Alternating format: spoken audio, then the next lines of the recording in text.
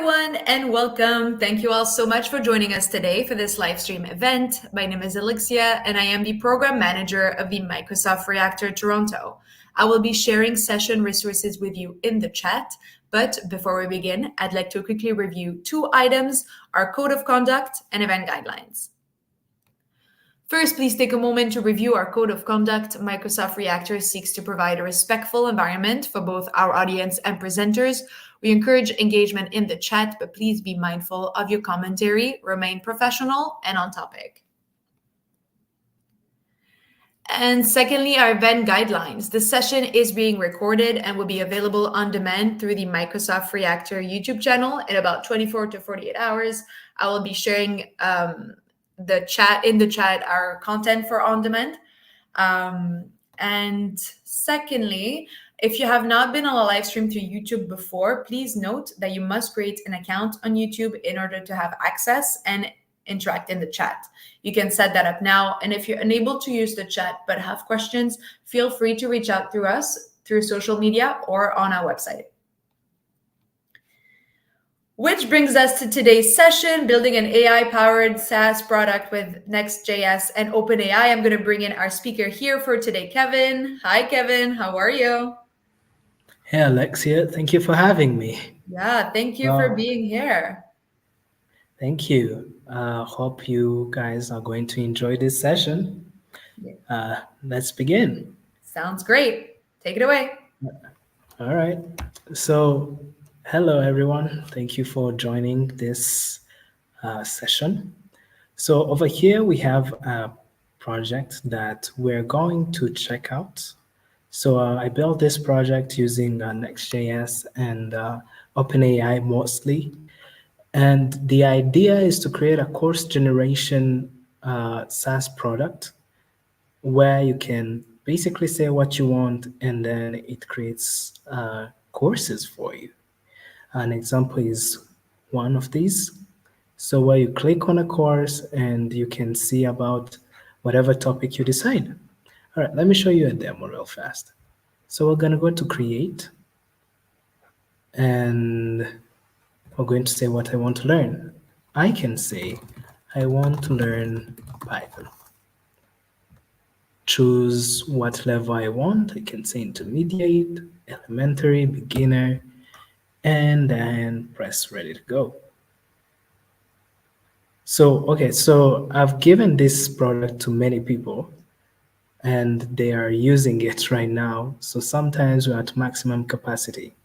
However, in a few minutes, it's going to be working and we're going to come check it out again. So we're going to go into the code and then see how it's built, go through the packages, go step by step, and then eventually we're going to create a course and then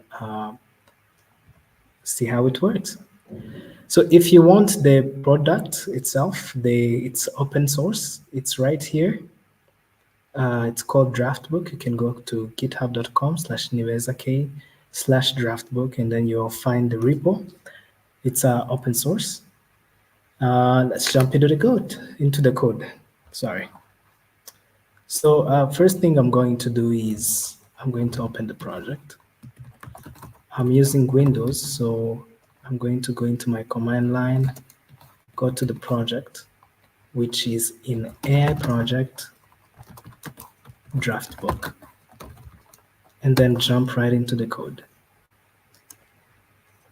So for those of you who don't know, .code basically tells the software to open the text editor, which is Visual Studio Code. If you're using Sublime and you're following along, you can do something like Sublime and then add a dot. All right. So let's start. I expect viewers to have a little bit of information on what Next.js is, but it's okay. If you do not have an idea of what it is, I am going to help you go through it. So Next.js is a React framework. So it derived from React, and it is basically a better framework than React. And React, of course, is a JavaScript library. So We had, in the beginning, we had JavaScript, and then this gave birth to React. And then afterwards, React gave birth to Svelte, Next.js, Remix. There's so many of them. All right, now that we know that, let's go through the project. So first things first, I'm going to expect you to have installed Node.js. So you can open your command prompt. To open it, you can do Windows R, or you can press Windows and do CMD and it's going to pop out. On MacBook, you can do a terminal. So yeah. All right. To check out your Node version, you do node/v and then gives you the version. So I'm going to expect you to have Node installed as well as npm. And npm is basically a Node package manager. That's what npm means. And what it does is helps you install packages from Node, which comes into this folder called the Node module. All right. So the package we are going to really need is one package called OpenAI. This one, which is provided by OpenAI, which is a company by Sam Altman, and you who don't know. And so for now, we are going to use version 3.0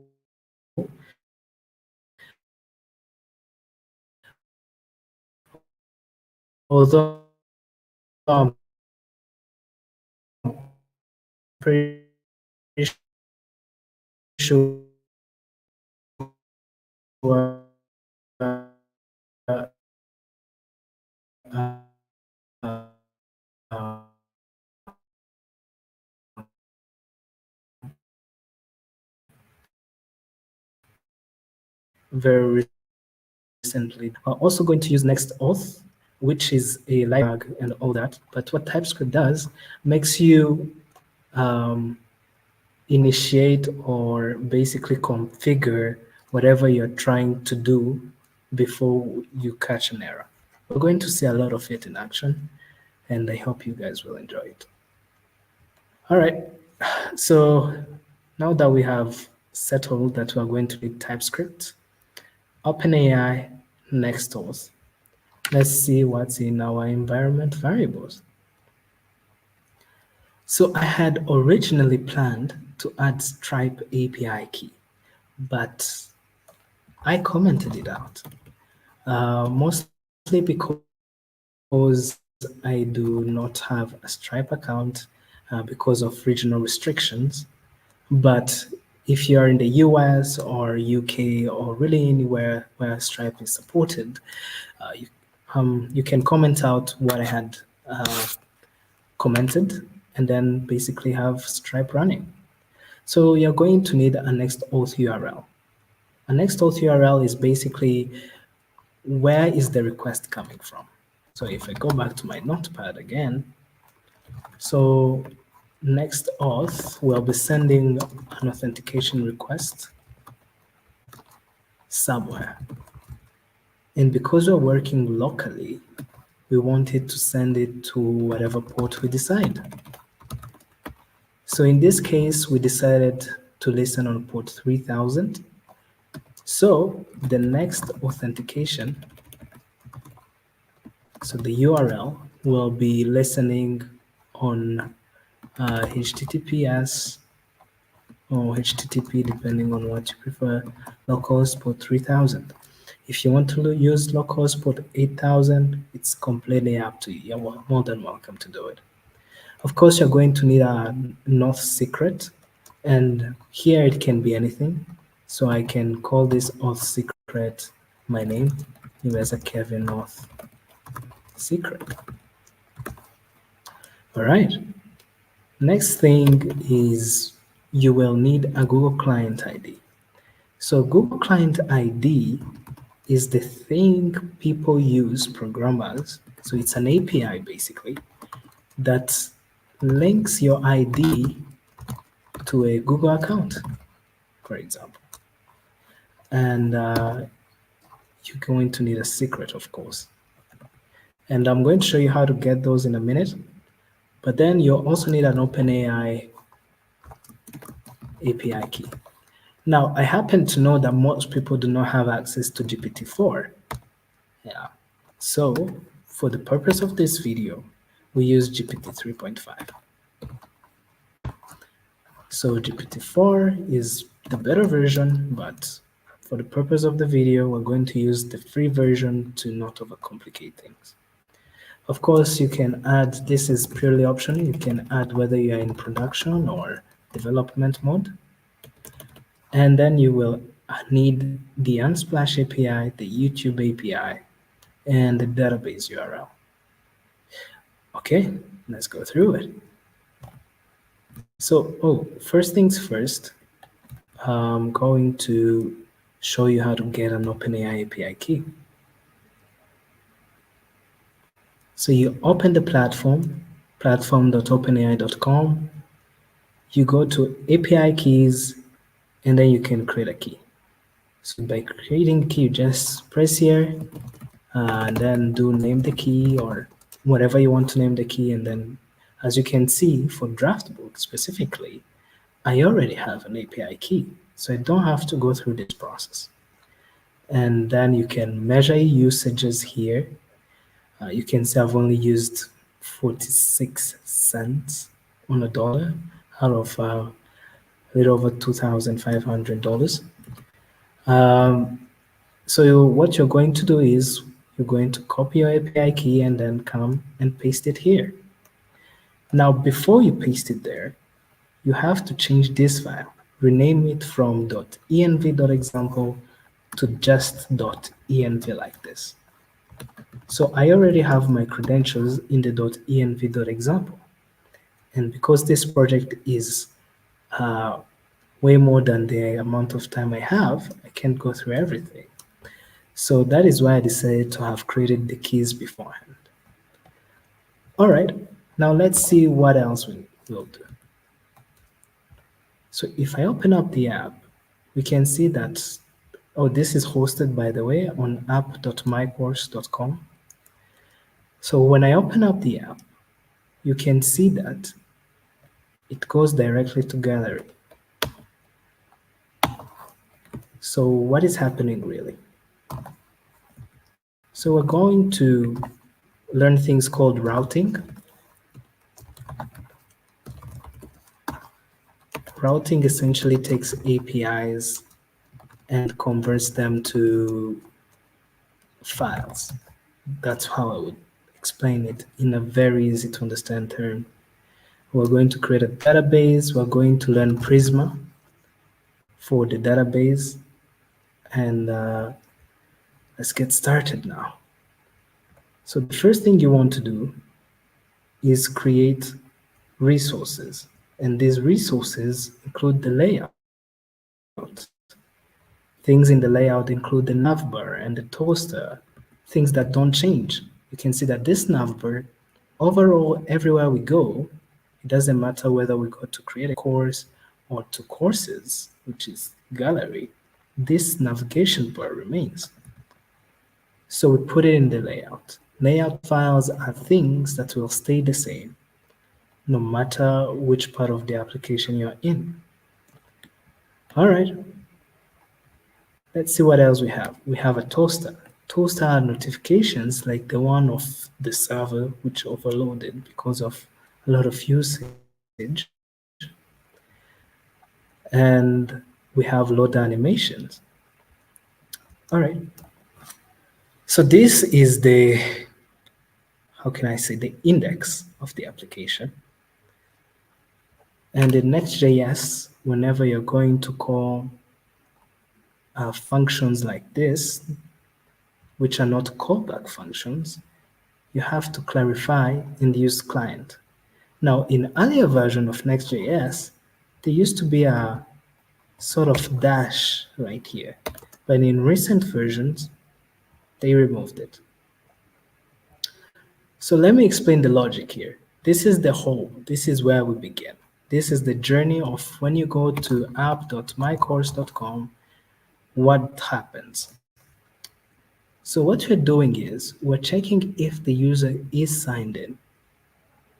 And then if the response is okay, we redirect to create with their user account, or else just redirect to create without it. So if we go into this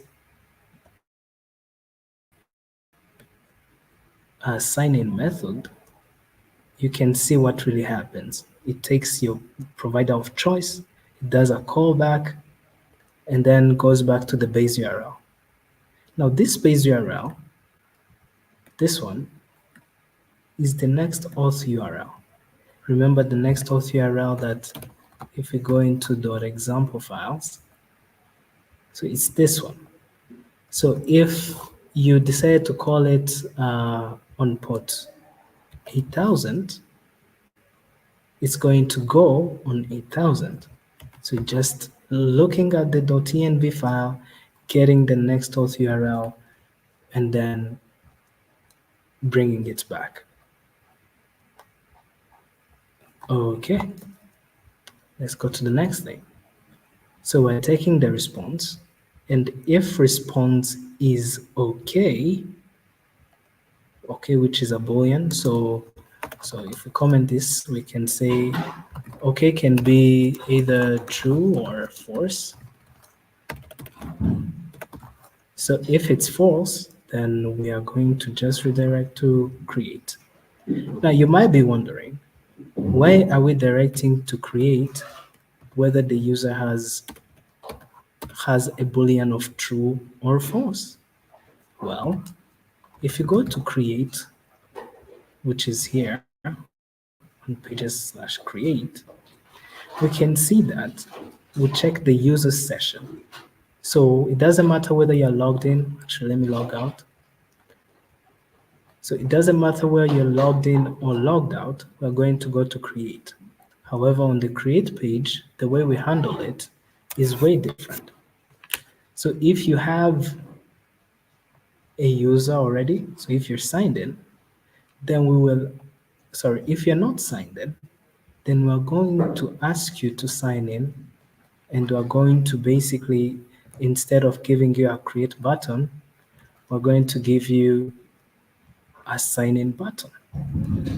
However, if you are signed in, so here we said if you're not signed in, so here we're going to say if you're signed in, then what you want to do really is to let the user generate a course. So as you can see, if I say I want to learn AS.NET by Microsoft and choose a level, if I press sign in, it's going to first sign me in before doing anything. So you can see over here it's signing me in, and great. Now you can see that the button changed. So if I go back to pages on app, yes, we are directing to the same URL, but inside that page, we're taking things completely differently. Okay, so now that we've signed in, let's see how this works. So this page is in okay, it's here. But then what happens when you press ready to go? So assuming you press ready to go, which is here. So course form, this create course about, it's here. And then you can choose what level you're on, which is here. So when you finish submitting these fields, this process is going to be submitted right here. And then it's going to take all your data. Oh, again, you can, so you can, if you're watching this, you can go to github.com/nilezak/draftbook, and then you can just press the period button or the dot or Most people call it by different names. And then it's going to open a text editor inbuilt in the browser. All right, so you can follow along. So you don't have to clone the repo, you can just follow along just by going to github.dev/nivenzake/draftbook. Okay, so we're taking the data, and then if there is no unit, so which means if, where is it? Right here. If this is not filled or this is not filled, then we're going to ask the user to fill in the fields. So let me show you in action. If I press ready to go, it brings me red here. But let's say I want to learn ASP.NET and I didn't specify exactly here, press ready to go, it will ask us to fill the field. So we can now choose a field and then press ready to go. Hopefully there's not many people using it right now. Let's wait and see. So, and then the course is created. Just like that, using natural language. Pretty cool, right? You can go from one course to the next, and you can even generate summaries. So if I press generate summary, it's going to go through the whole entire video for me. And then in a few seconds, which should be about now. Oh, didn't generate summary. Okay. In a few seconds, it will generate a summary. So I'll just have to wait. There's so many traffic on it. Okay, so now we're saying if there is no data field, please raise a toaster that says, please fill all the fields, please kindly. Or else, if it's successful, then do something. So how does it determine when it's successful? Let's go to this function right here. If I open it, you can see that it is muting. So it mutates. And then from there, it is going to /API/course/create. So whatever thing you are submitting here, it is being submitted to create chapters. And this create chapters in turn calls the API course chapter create chapters, sorry. So now we're going to learn how to build APIs. To build an API is real simple.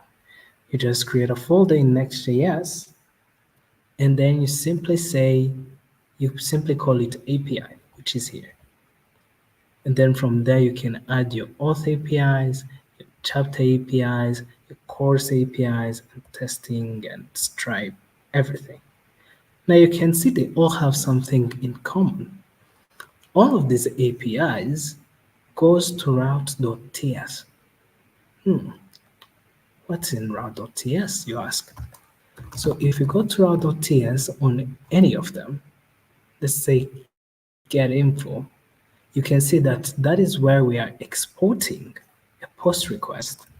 So again, for very beginner people who are not yet into APIs, a user can do a post request, or a user can do a GET request. Now, there are many other types like patch and destroy, but these one are the most popular ones. So a post request is like when you submit your credentials on a bank, or when you're trying to log into Facebook, or when you're really retrieving any kind of data. It requires a post request because you are asking something from a server. A GET request, however, for example, is completely different. Anybody can access it with the right middleware.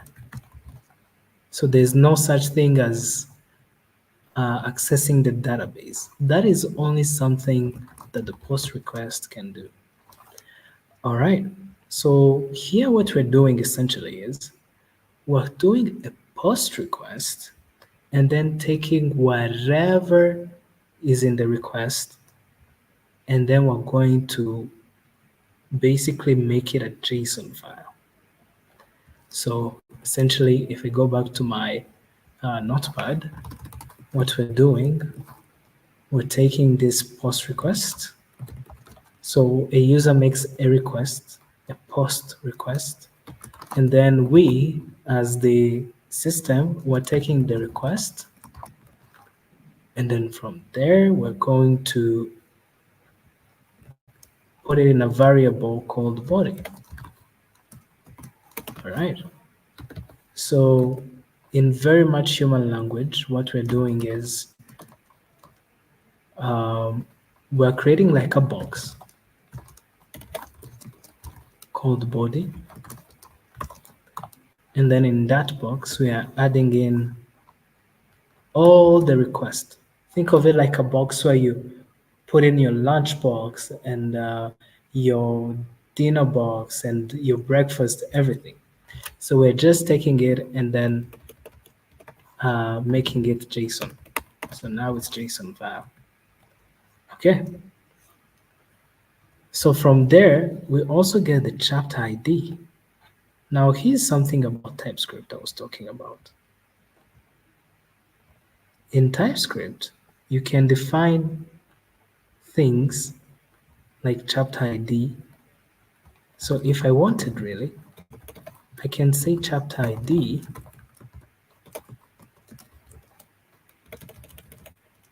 I could have said chapter ID, just wait. I could have done an interface. Let's call it chapters. And then from there, I could have said something like,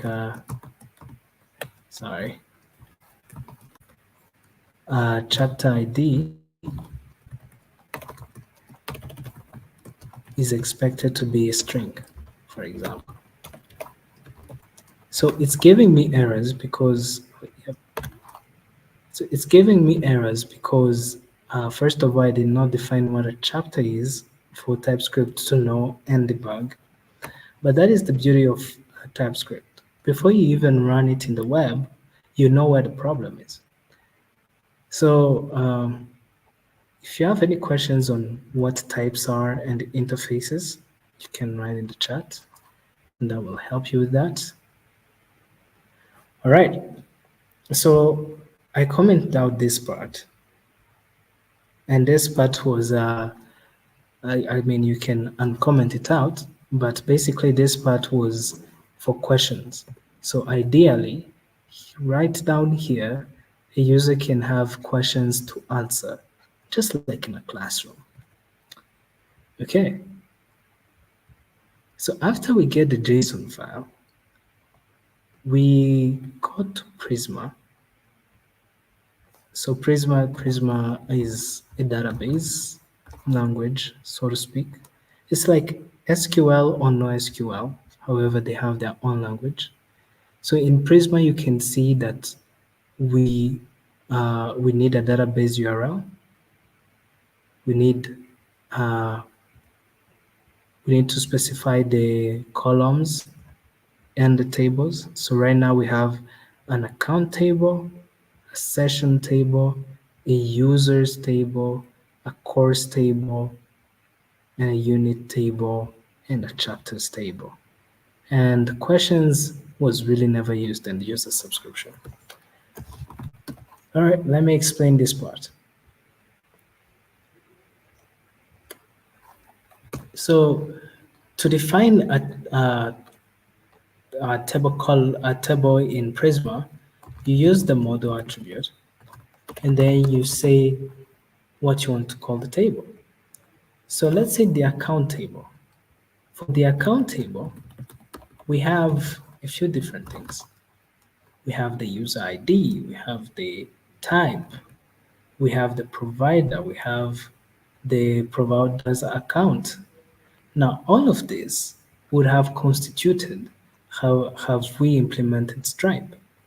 So for the purpose of this video, we're not going to touch that one, nor are we going to touch this session. What we are going to focus on is the user table. So again, to call a table, you do model user, and then inside these braces, you basically say what you want. So we want the user to have an ID so that we can be able to differentiate who they are. We also need them to have a name, an email, and then we have to verify the email. Of course, image is optional, credits is optional. Credits in this concept is how many times can you generate? So for me, I gave myself 9,944. There were actually 10,000 credits, but as you can see, I've used just about 66 of them. All right, what else? We have a course table, which we need a course ID. So if a user creates a course, we need to be able to link that course to that user. This image is purely optional, but I thought it would be a great touch. So if you go back to course, you can see that every course you have is represented by an image. Let's say ASP.NET, funny twist, it's presented by a net. Guitar Basic by a guitar, Python by a laptop, and so on and so forth.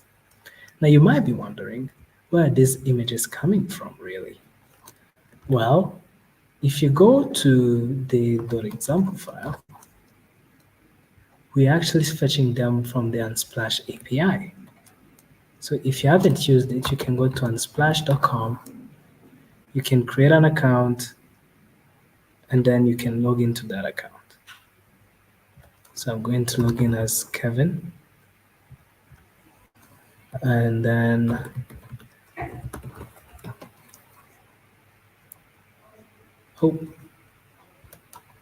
Unsplash API.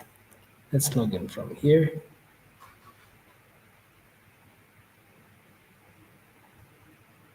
Login kevin.nibeza@gmail.com, and then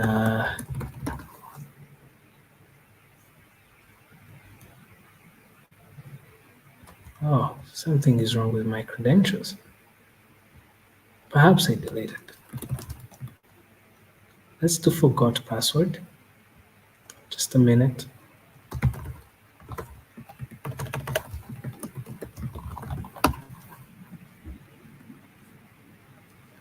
And then real quick in the background, I am going to change it.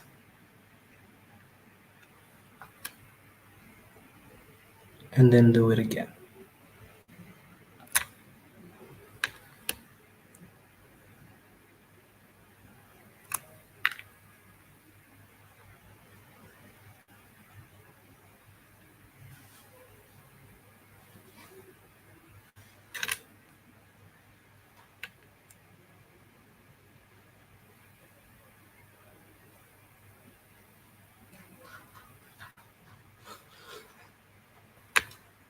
Okay. So we do kevin.nibeza@gmail.com. And then basically, let me just show you how it would look like.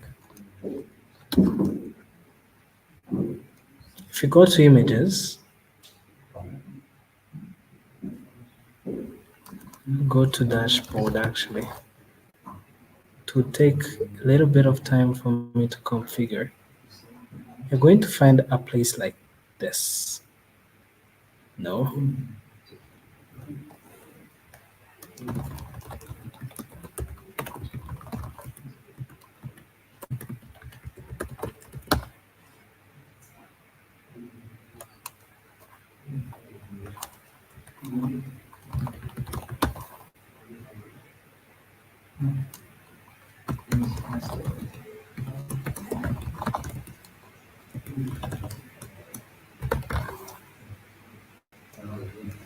Okay, something is going on with the credentials.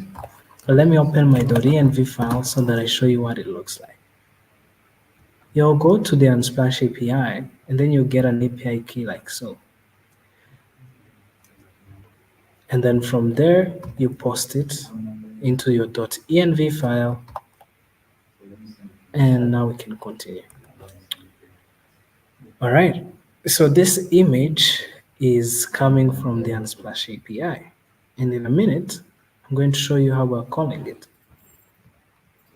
So, and the units, of course. So again, let's go back to our notepad. On the notepad, on units, we are going to specify what we need. So you can see every unit is registered on a course. So essentially, units belongs to courses. And then, of course, a unit has a name, and then we can make a relationship between them. So you can see that a course ID has a relationship here. So what this essentially is saying is, hey, this course, the following course ID, let me do this. So we're saying the following course ID equals to the ID on courses table. Courses table. Same thing with chapter. Every chapter has a course ID, a name, a playlist ID, video ID, summary, and of course, you connect it with the courses. And then now that we know what is going on behind the scene, we can proceed and see how we're really creating the courses. So I can go to API, create chapter right here. And so this is what's happening. We're first checking if the user is signed in. If they're not, we give them a 401 unauthorized error. If they are, we basically take the JSON of the body, extract the units and the title, and then parse them. So parsing is essentially taking everything in the body and then separating them into appropriate ways. All right. And from there, we can now do our first TypeScript instance, which is called output title, which is accepting a title as a string. So you will notice that if you go to the app and you go to try and make a course, it will always come out as a string. Not a number, not a double, not a digit, not a boolean, a string. That is because that's how we defined it. We could define it as boolean right here, and it would always come out as either true or false, and we don't want that. So let's go back to string right here. All right, from there, we create just a normal variable called output title, which has all the characteristics of the following type. Again, as I mentioned earlier, TypeScript is essentially is equals to JavaScript with debugging types to help you minimize error while debugging and testing. Okay, let's actually not close that. So what we are doing here is essentially called retrieval augmented generation, which is taking an input from a user and then telling the AI what you want from it. So as you can see, using plain English, I simply told the AI what it is and what it was designed for. It creates YouTube playlists based on a title and the description of what the user wants. And from there, it manipulates the title and makes it better. So you can use your natural language, and then when it goes to the AI, it knows exactly what to look for. All right, let's go into district output. What's really happening behind the hood? So in strict output, which is in the libraries folder, this is where we basically initiate uh, things like authentication databases, things that are casually needed ever in the application. So as you can see, we have defined a function called strict output. Again, using TypeScript, we just said system prompt should be a string, user prompt should be a string, or a lot of strings, which is why we added this as an array.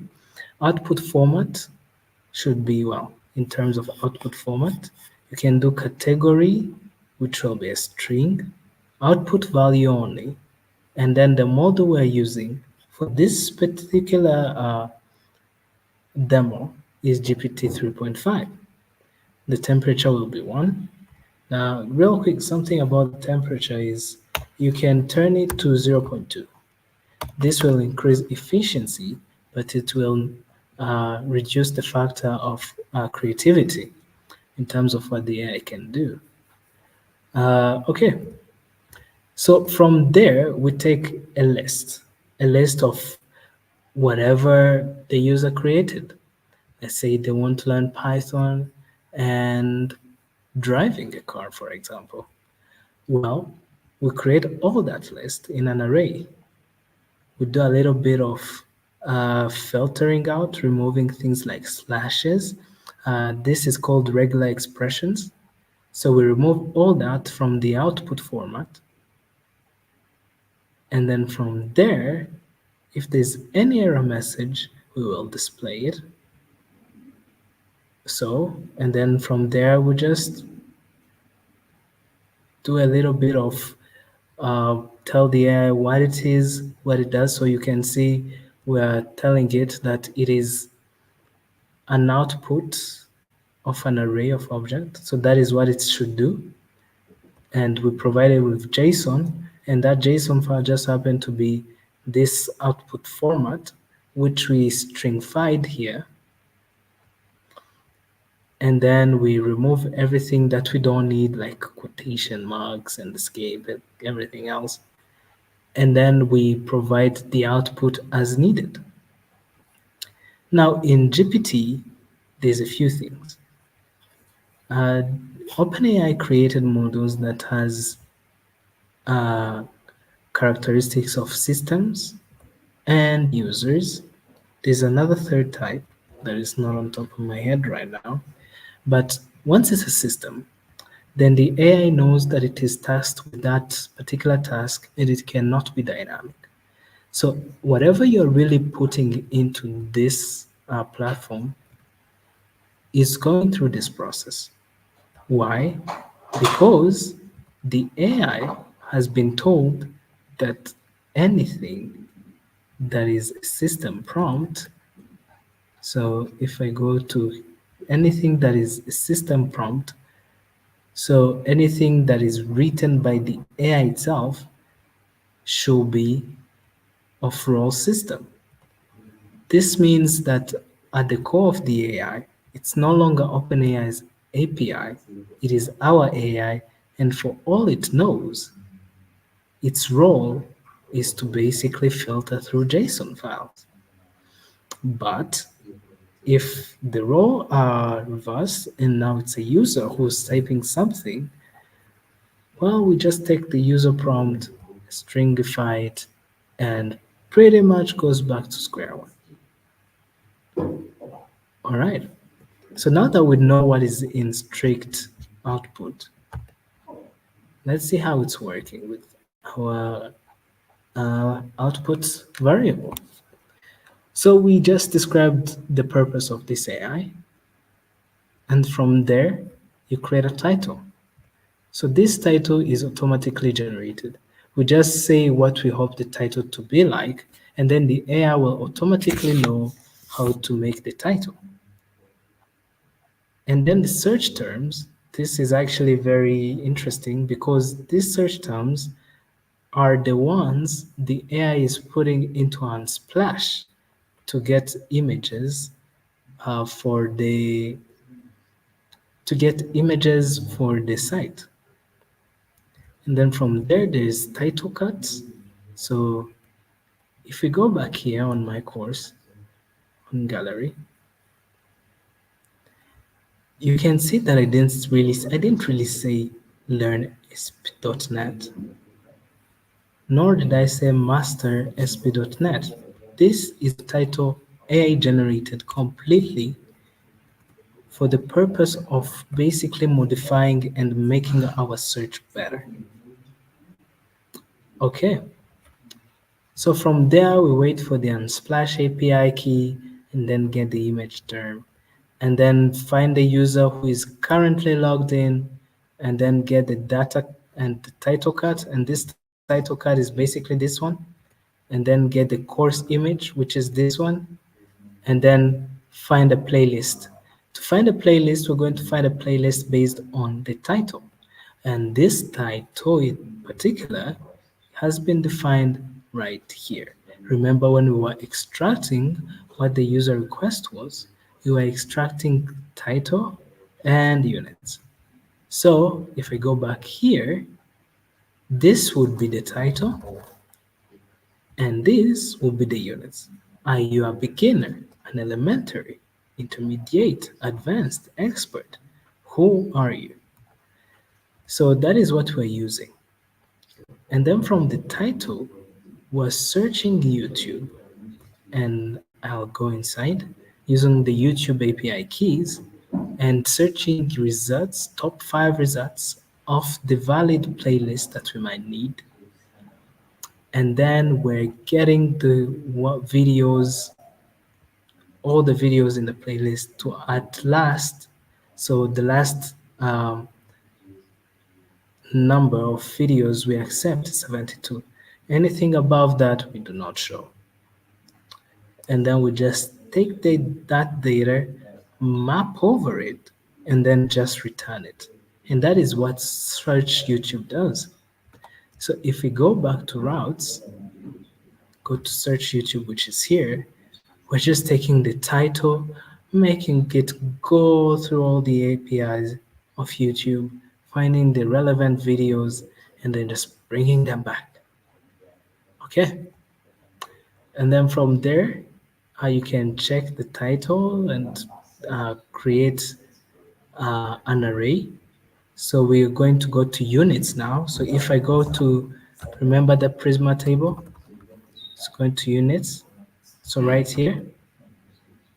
So what we're doing is, now the name of the unit will be the title, whatever title the AI created. So that name here, this name will be equals to title. And the course ID will be the current course ID that we are creating.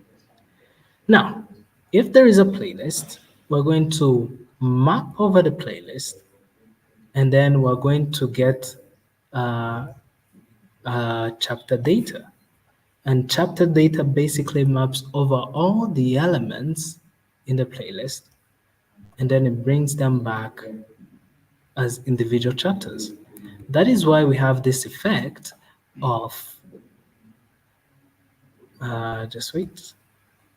That is why we have this effect of, I can go to the next one, the next one, the next one. All these are chapters that have been mapped one-on-one and then just being saved. And then we just update the user ID, and from there we degrade their credits by 1. So this decrement is decrementing their credits by 1. Again, if you really want to go deep into the source code, it is open source at GitHub. So you are welcome to go. I believe the links have been provided in the chat. So you can go to github.com/niwezake/draftbook and see the source code. Okay. So now that we have created a course using a post request, back at the course,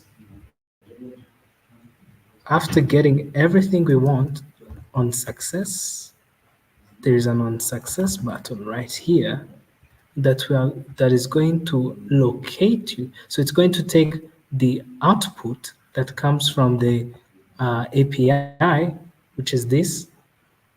So as you can see, we are returning a JSON file which has the new course ID that has been created, and specifically which basically this course ID equals to the course ID that has been created. So we're taking that, and then of course if we have that, that means it has been successful, and then we're going to load to that course ID. So if I go back to that example I had made earlier, it is essentially going to load this. So courses slash the course ID slash the first course. You can go to second course. So because it's an array actually, because it starts from 0, this is the first course. But if you click on it, as you can see, it says 0 because it's an array of courses and arrays starts at 0. That's why we had decided to start with 0 right here. All right. From there, you can create courses as many as you want, and if you have way more powerful APIs to connect to, you can actually use other models like open source models like Mistral or Bloom to create more efficient programs. So that is basically the basic of the core logic behind my course. If you're interested in learning about the tailwind side and the design side, again, you're welcome to go to the source code. I did not cover anything that is not AI or Next.js related, but if you want to design this in a particular way, or you want to add functionalities like payment, you are more than welcome to. My name is Kevin. Thank you for having me.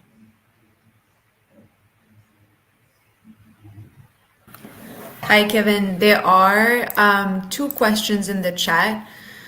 Yeah.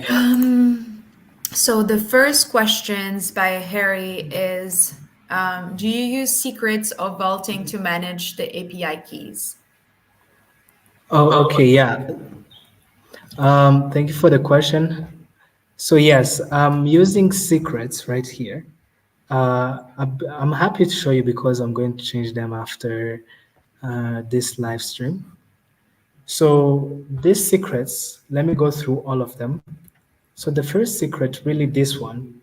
So this is the original application, this one we're looking at. But the first URL, you can call it whatever you want.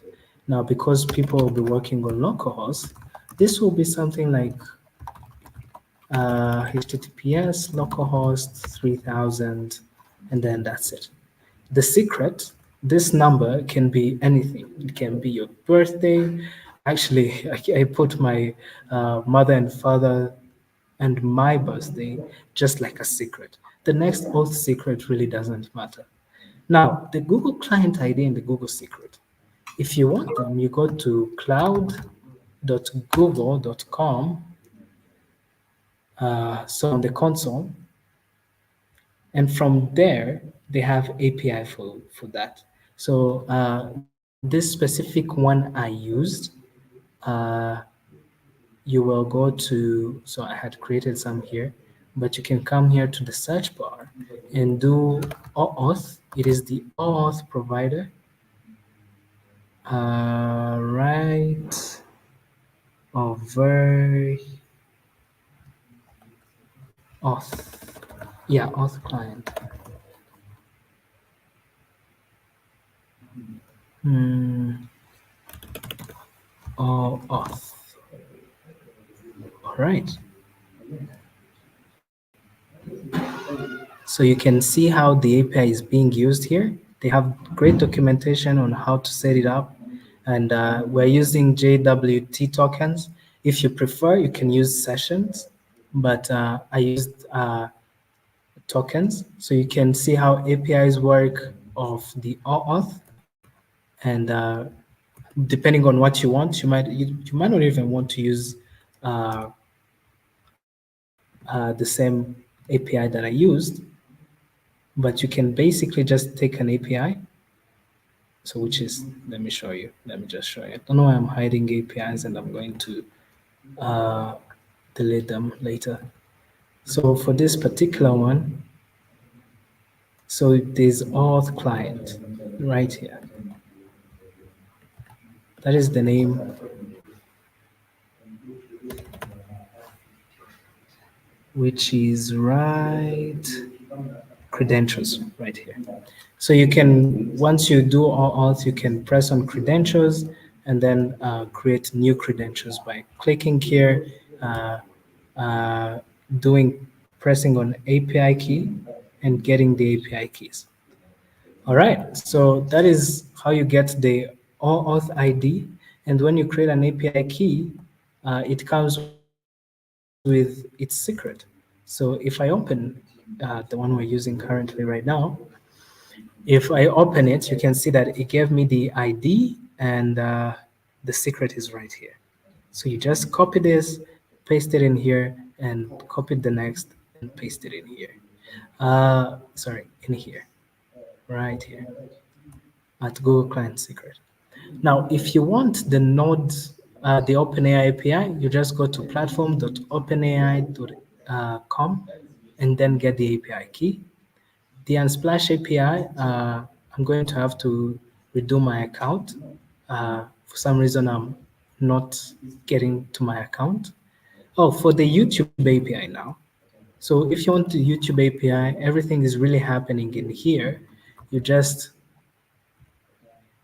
go to YouTube and then you select the first API, this one, or you can select this one. So you can select this one if you want analytics and other things for people who are watching your videos on your platform. Me, I use this one, YouTube Data API version 3. And then I basically same process. You press here, create credentials, and get the credentials. Um, and then, so I didn't cover Stripe because in the country I am in right now, they don't support Stripe. And so you can forget about these ones. But if you really want them, you can go to stripe.com and then sign in. And then the first thing you really see is developers mode, and then get the API keys. So for the database URL now, for people who would like to work locally, it doesn't have to be like this. You can completely strip this. Let's say you want to use MySQL. So let me remove this. And the thing about Prisma is it can work with SQLite or MySQL. So let me show you how it would look like. Actually, let me keep this just here 1 second so that I can show you.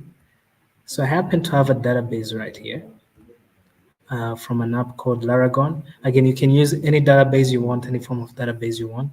And basically, I would take these credentials and replace it right here. I would remove all of this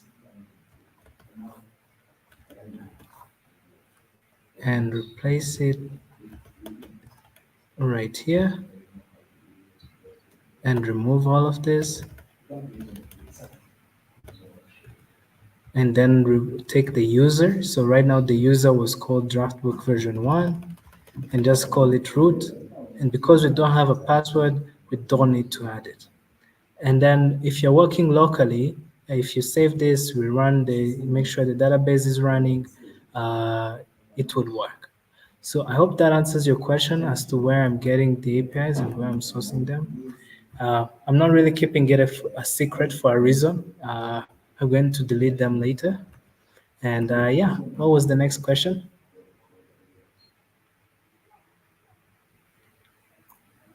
Sorry, the next question was in regards to the demo requiring an account creation.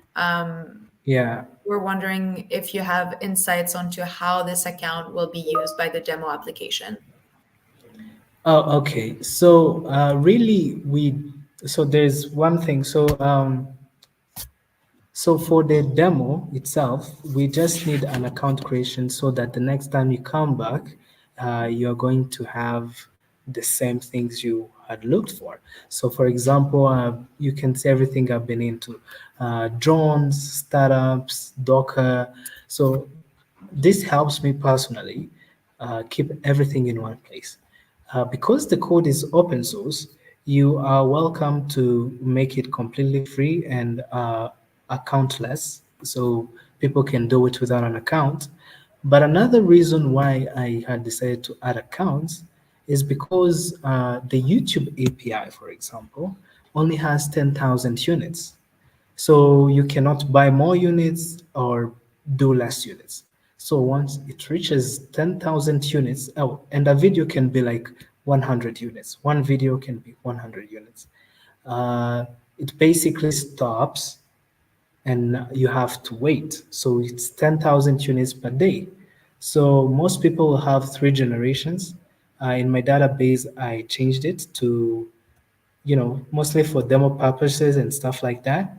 But account creation enables you to find your courses easier, and it puts restriction on how many courses you can generate, so that, we can distribute equally among people who would like to use the platform.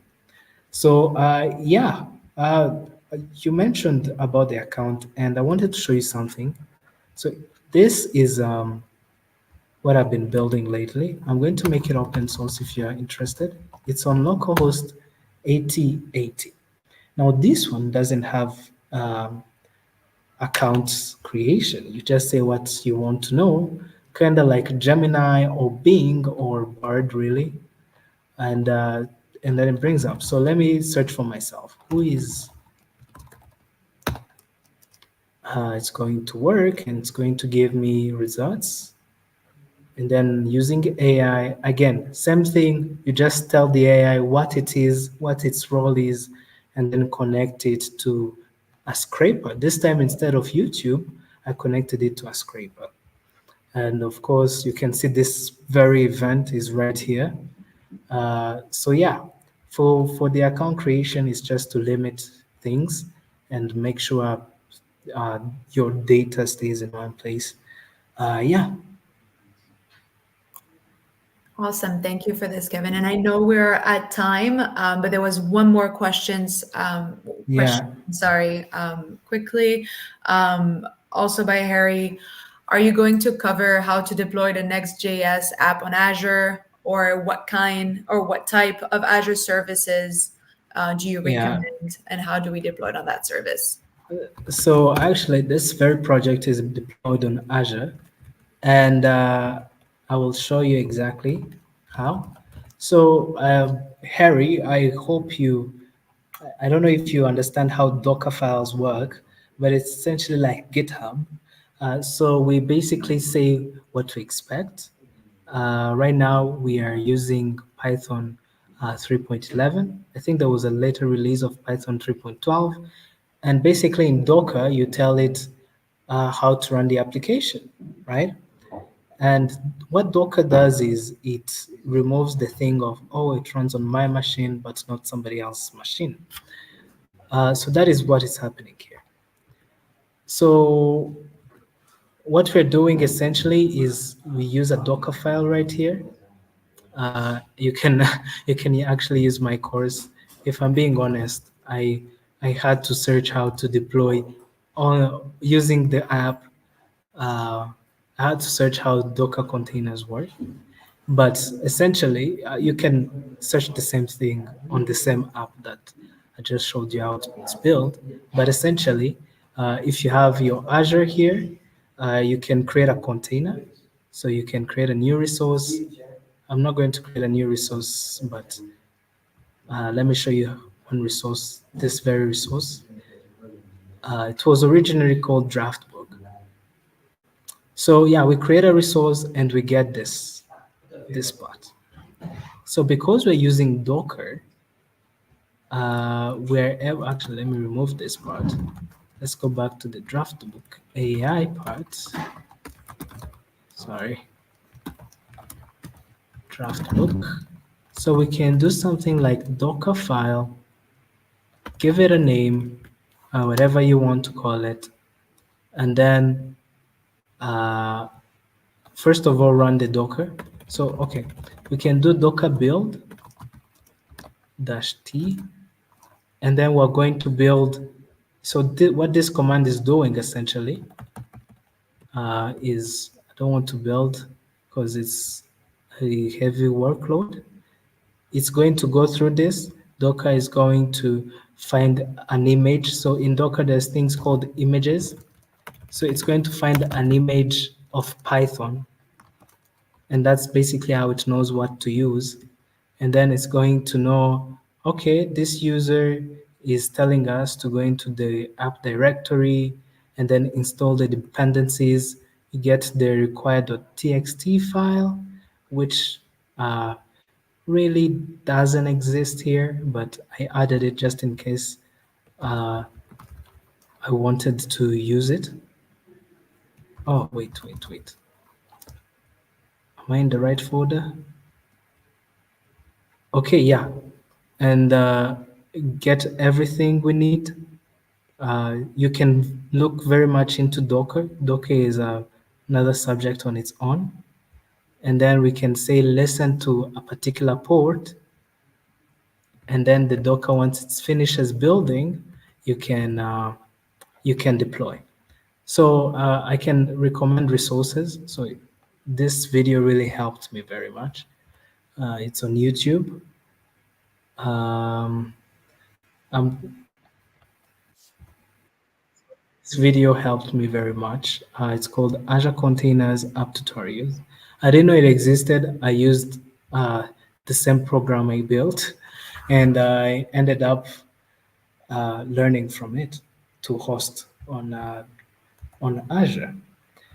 So from there, all you really need to do, so once you figure out how to create a container and then put your image, so it's called an image, uh, into the container, the remaining thing to do is to create uh, this service, which is a web service.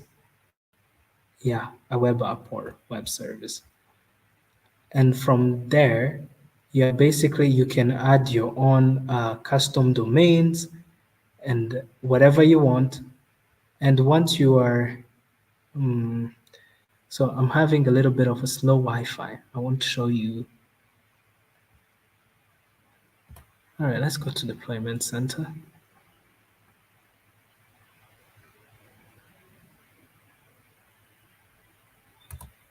Oh, it was working and I removed it.